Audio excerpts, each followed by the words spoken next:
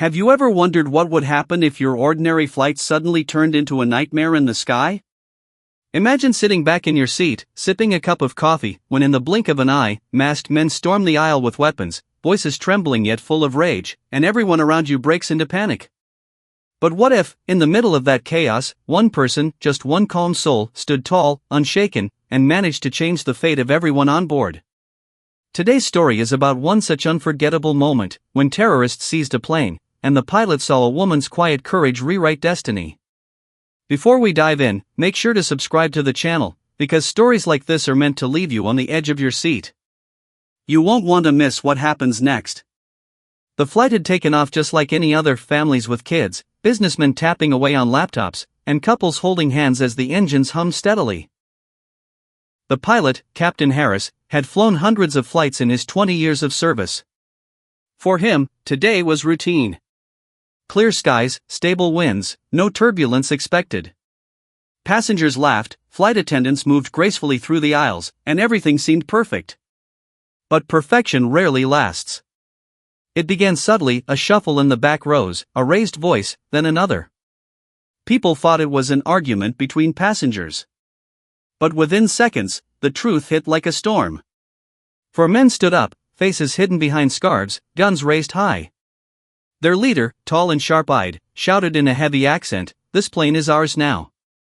Do not move, do not speak, or you will die." The screams came instantly, mothers shielding children, men trembling in their seats, and flight attendants dropping trays, their hands shaking. The air thickened with fear so heavy that even the engines seemed quieter. From the cockpit, Captain Harris could see the reflection of chaos through the cabin camera. His heart pounded, but he knew panic wasn't an option. Protocol demanded composure. He kept his voice steady as he whispered to his co-pilot, "Stay calm, don't make sudden moves." They were trained for emergencies, but no training could prepare a man for the chilling sight of passengers being held hostage. The terrorists forced a flight attendant to open the cockpit door. Their leader stepped inside, glaring at Harris. "Change course," he ordered. "You fly where we tell you. If you resist, everyone dies." The demand was clear, but the destination was unknown.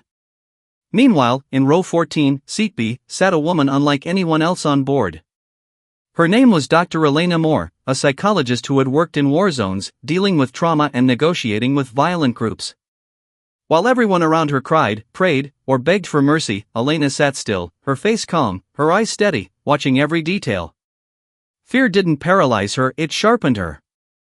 And that calmness didn't go unnoticed. Captain Harris, while sneaking glances at the cabin, saw her.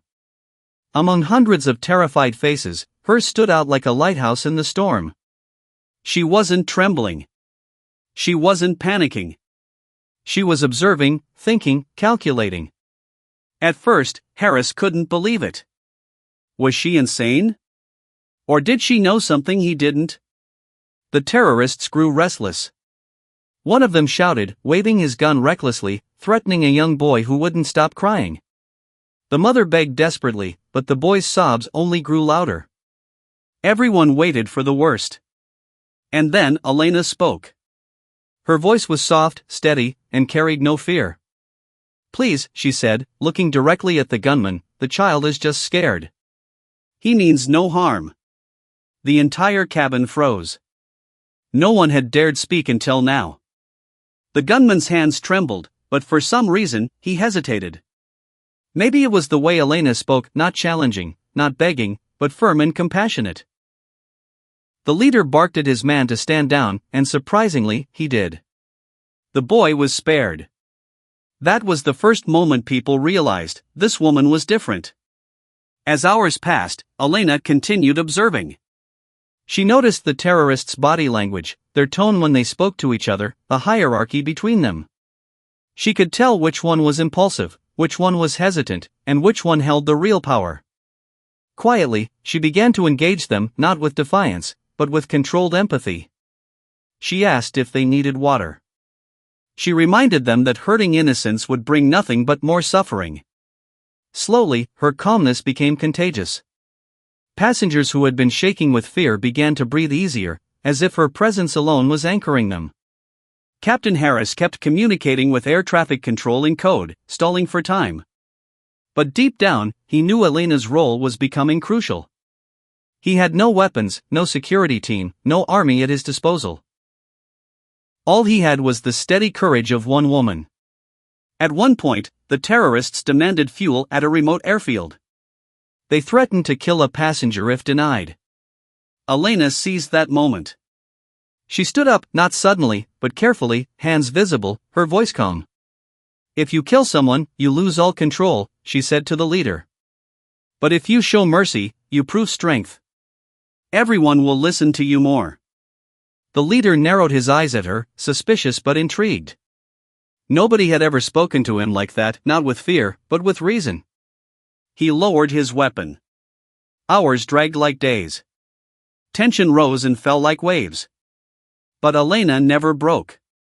She told stories to the children, whispered courage to mothers, and even quietly instructed men to remain patient, reminding them not to provoke the hijackers. Slowly, she built a fragile bridge of humanity in a place drowning in terror. Finally, when the plane landed at the demanded airstrip, the terrorists tried to bargain with authorities outside. They grew desperate, arguing among themselves.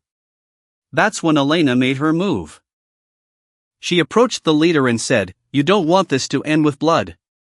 Let me talk. Let me help you get what you truly want." Her confidence was so unshakable that the leader allowed her to step forward. Over the next tense minutes, Elena became the unlikeliest negotiator. Using her experience, she convinced the hijackers that surrender was not weakness, it was survival. She spoke to their fractured pride, their desperation, and their hidden fear. Bit by bit, the fire in their eyes dimmed. The weapons lowered. And at last, unthinkably, they agreed to release the hostages. When the passengers finally stepped off the plane, the world outside was watching: police, military, news crews. But the real hero was quiet, standing in the middle of the crowd, exhausted yet composed. Captain Harris, watching from the cockpit, whispered to himself, "She saved us all." And so, this story isn't just about a hijacking. It's about the power of calm in chaos, about how one person's courage can ripple through hundreds of lives. In a sky filled with fear, a single woman's steady voice became the reason families hugged their children again, the reason strangers walked away alive. So next time you face fear, remember Elena's lesson: calm is not weakness, it is power.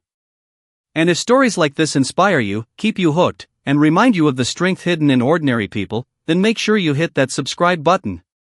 Because there are countless more stories of courage, resilience, and hope waiting for you here. And who knows, the next story might just change the way you see the world.